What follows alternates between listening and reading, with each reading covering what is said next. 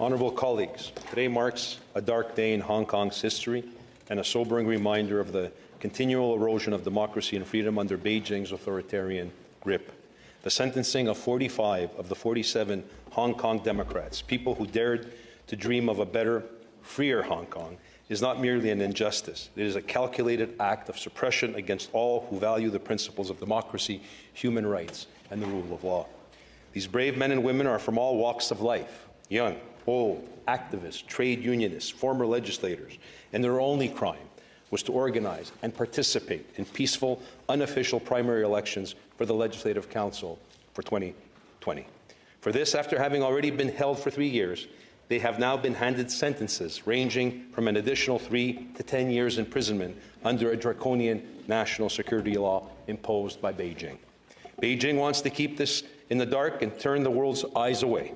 The so-called trial lacked a jury, offered only 5 public seats in the courtroom. Instead of giving them what they want, we must keep a spotlight on what is happening in Hong Kong. Let me be clear. The Hong Kong 47 represents the voices of millions who believe in the promise of one country, 2 systems. That Hong Kongers would be able to participate at least to some degree in the democratic process. Their persecution sends a chilling message to anyone in Hong Kong and those who have left that territory, that anyone who dares challenge Beijing's rule will not be tolerated. Canada cannot turn a blind eye. The repression against those who speak out against Beijing is not limited to the territory they control, but extends across borders.